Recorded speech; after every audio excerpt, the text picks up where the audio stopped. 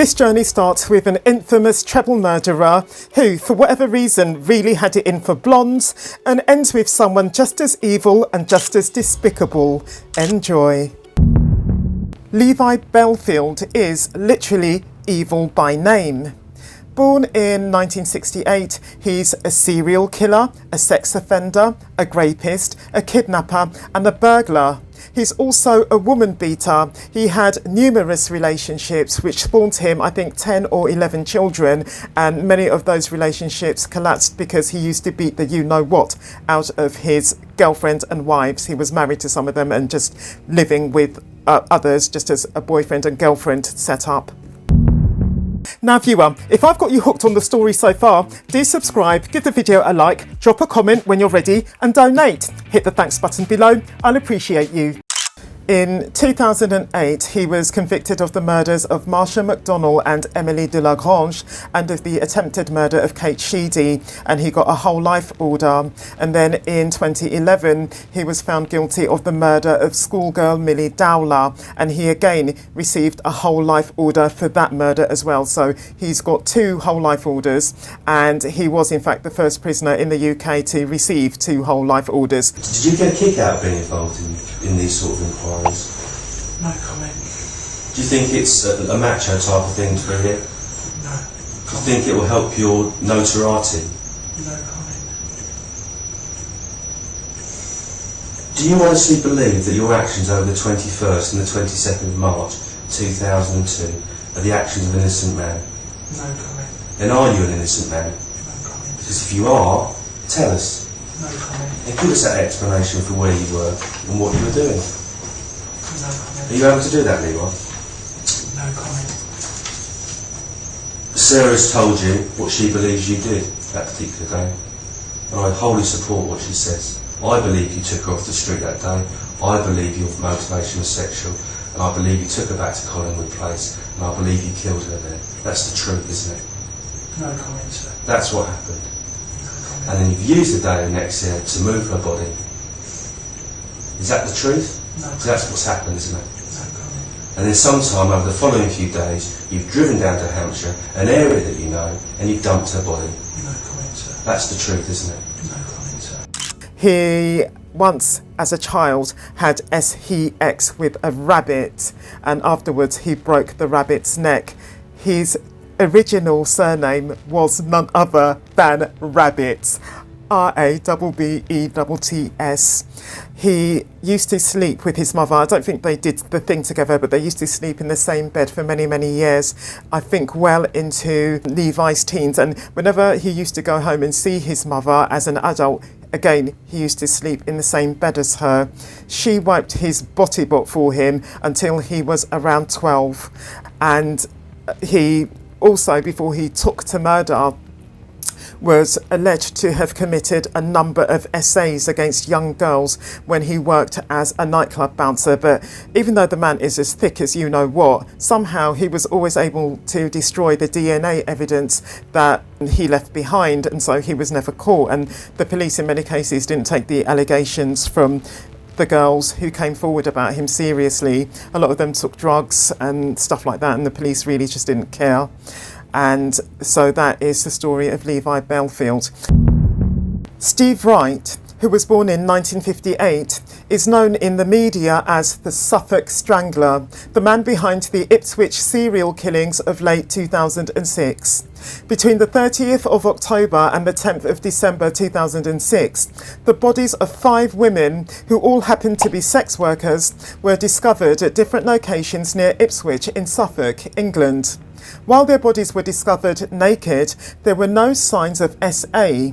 2 of the victims, Annalie Alderton and Paula Clennell, were confirmed to have been killed by strangling. The cause of death of the other 3 victims, Gemma Adams, Tanya Nicol and Annette Nichols, was never established, the perpetrator himself staying silent on the matter. Similarly, the man has never said why he killed the 5 women. Was it due to resentment of and disgust for women who sell sex, like the case of Peter Sutcliffe, the Yorkshire Ripper? Who knows? What is known though is that Wright himself was a long-standing user of sex workers. Wright got his whole life order in 2008. While Simon Wilson, who was born in 1957, is a murderer, his whole life order doesn't come directly from his act of murder. On being moved to Australia with his family at the age of 2, Wilson racked up a total of 77 offences over there, including 6 rapes and a vicious murder. After serving 16 years in prison for that murder, in January 2008, at 50, Wilson was deported back to England. On his return to the UK, however, the man learned that his case was found not to meet the criteria to put him under any control orders, which left him free to do whatever he wanted and go wherever he wanted. Likewise, the authorities were powerless to force Wilson to sign the SHE ex-offender register, the man choosing not to do so on a voluntary basis. A few months on, in September 2008, the man was given a whole life order after pleading guilty to attempted rape, wounding with intent, and causing a person to engage in sexual activity without her consent.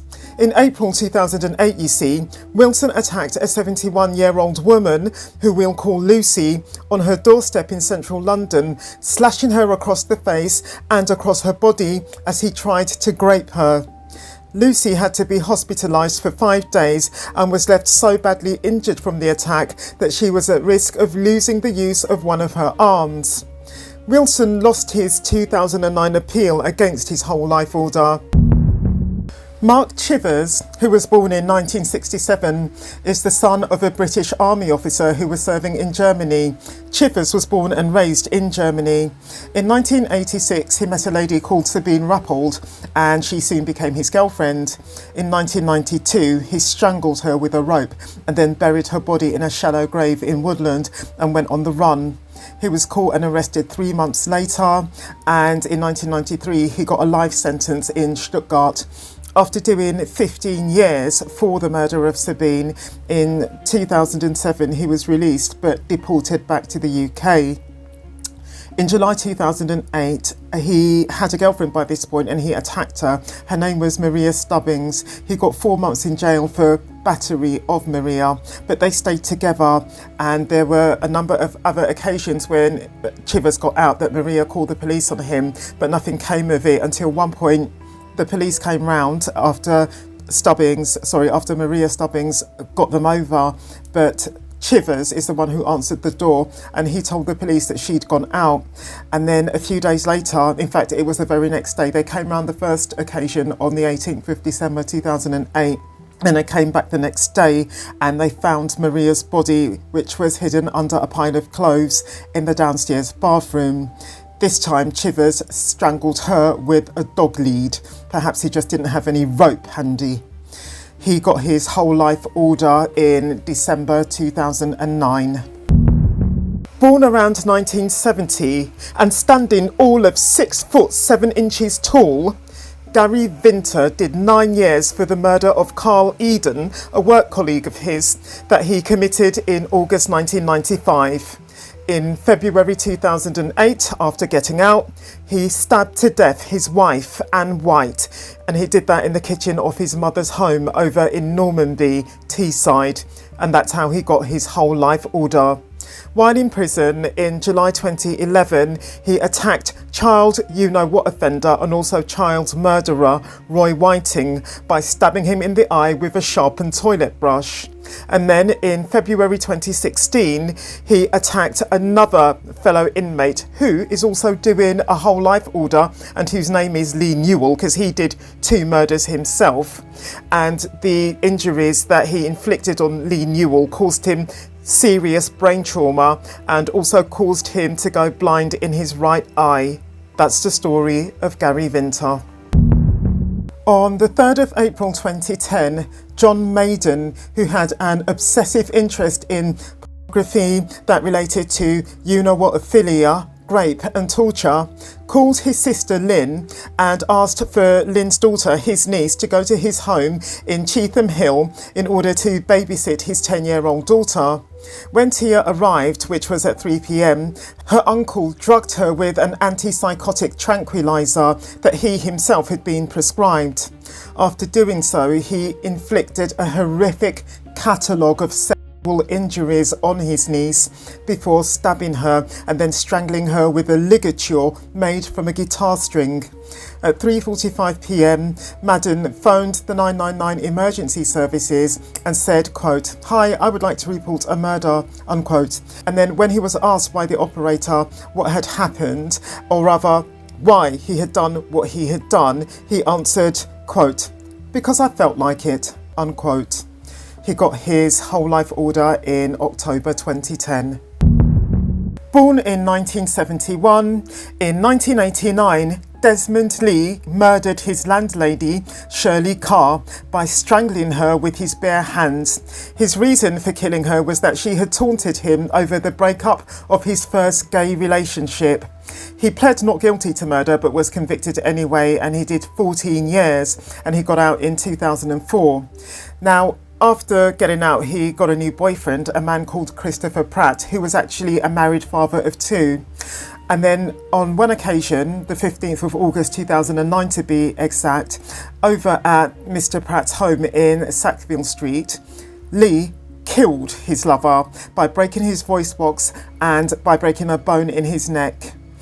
The body of Mr. Pratt was still in the flat when Lee stole the man's credit card and debit cards, and with those cards he paid off a phone bill, bought alcohol for a party with his neighbours, ordered more than £200 worth of food from Asda, and attempted to buy £1,181 worth of goods from Argos. In court, this time he admitted to killing Mr. Pratt, but he claimed it was a freak sex accident. In April 2010, he got his whole life order. Wilbert Anthony Dyce got away with the murders of a mother and her 2 children for nearly 3 decades. Dyce was 26 when he raped and stabbed Norma Richards, 27, to death after following her home from a nightclub on the 17th of July 1982. He then stabbed her 9-year-old daughter Samantha to death and drowned 7-year-old Siretta in the bath at their flat at 54 Kingsgate Estate, Dalston, East London. Dyce, whose own mother lived just a few hundred yards away, left the scene after daubing the NF for National Front symbol on the walls in an attempt to make the murder look like a racist murder. The bodies of all 3 victims were found 2 days later on July the 19th by their grandmother Myra and by the stepsister of the 2 girls, Rodine. The murder weapon may have been a 19th century bayonet, which was kept in the flat as an ornament. Nobody suspected Dyce's involvement, his name was never given to the police, and he was never interviewed. It was only during a review in 2009, which was sparked by a query from a journalist researching a book about the footballer Laurie Cunningham, the brother of Norma's partner, that his DNA was matched to semen samples that were found at the scene. Confronted with this damning evidence, Dyce claimed that he had had sex with Norma Richards in the toilet of a nearby club hours before her death. He was convicted, however, of all 3 murders on the 17th of December 2010 after a trial at the Old Bailey. The court heard that he had also sexually attacked 2 other women in their own homes and stabbed his ex-wife. At the age of 54, Dyce was jailed for life with a whole life order. Between 2009 and 2010, Stephen Griffiths, who comes from Bradford in Yorkshire, murdered 3 women, 43-year-old Susan Rushworth, 31-year-old Shirley Armitage and 36-year-old Suzanne Blamyers. All 3 women happened to be sex workers. Griffiths killed his victims with a crossbow and also claimed to have cannibalised any one or more of them, although that latter claim has never been proven.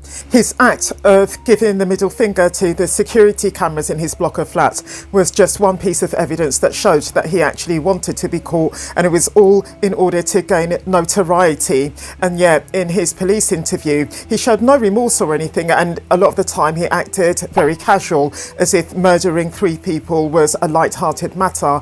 But when it came to saying why he did what he did, he was somewhat shy and reluctant to go into the details. He said he didn't know, which contradicts his whole demeanour from beforehand. As I say, waving his middle finger at the camera, leaving lots of clues. I think he left a phone or something of his on a train, wanting someone to find it, look through it, and then hand it into the police to help them catch him. That attitude isn't seen when he's asked why he did what he did. Just watch. What were you setting things on fire for? Well, to destroy DNA, but like I say, in such a reckless, crazy manner. I can't believe, mind you, I don't know, I think, like I said, caretaker perhaps had other things on his mind, but otherwise I can't believe, with the smoke that must have been billowing out of the windows. Although I did keep them shut for a while as well, so that's why I got a lot of soot all over me, and eventually I got a breathing mask on. But So, how would you know that the fire destroys DNA? well, to be perfectly honest, that was something I always kept meaning to check up on the internet, but it was just an assumption that well, certainly I think the principle I operated on was, well, it certainly isn't going to enhance the quality of the evidence. Why did you feel the need to kill her? I don't know. I don't know if I've just potentially killed someone to kill yourself or killed parents. I don't know. That's like deep issues inside me. He got his whole life order in 2010, and while in prison he has attempted suicide on several occasions, but staff have always caught him in time. And in 2011 he went on a 120-day hunger strike, during which time he avoided contact with other people. But there is such a crazy irony to this guy's story. In 2009 he went to the University of Bradford to write a PhD in homicide studies. On that basis, if you're getting echoes of Brian Kohberger from over in Idaho in the USA and of Nassim Sadi from right here in the UK, you're not the only one. Griffiths has been attacked on a number of occasions in prison. On one occasion in 2024, he was knocked out by somebody who used to be a friend of his third victim, Susan Blamires. And that's the story of Stephen Griffiths. John William Cooper, who was born in 1944, is also known as the Bullseye Killer, and he's a Welsh serial killer. On the 26th of May 2011, he was given a whole life order for the 1985 double murder of siblings Richard and Helen Thomas, and for the 1989 double murder of Peter and Gwenda Dixon. The murders were known in the media as the Pembrokeshire murders or the coastal murders, because that's where the murders took place, and because of those murders, tourism in that area dropped dramatically. Cooper was also sentenced for the rape of a 16-year-old girl and a sexual assault on a 15-year-old girl, both of those attacks having been carried out while a group of 5 teenagers were held at gunpoint in March 1996 in a wooded area behind the Mount Estate in Cooper's hometown of Milford Haven in Pembrokeshire. There was literally nothing nice or good about this man. He actually got his first police records between the ages of 17 and 21, and it was for theft of a vehicle, assaulting a police officer, being drunk and disorderly, and ABH. His marriage came shortly after this point, 1966 being when, decades later, his wife died. Knowing as they then did that her husband was a killer, people feared that Cooper had offed her. The woman's death, however, came from natural causes. Giving his daughter away at her own wedding could well be the only kind thing that Cooper ever did for anyone. His son, who he used to batter and bully, having long since disowned him. Cooper once took aim at his son, literally, with a gun and pulled the trigger, delighting, no doubt, in his son's evident fear, which came from his belief that the gun was loaded, which, thankfully, it wasn't. In 1978, Cooper won all of 90,000 quid, around £500,000 in today's money, and he won that on the pools, while also winning a £4,000 car, an Austin Princess, on a Spot the Ball competition. A few short years after, though, every last penny was gone, Cooper having blown it all on racing bets and having become a heavy drinker during this period as well.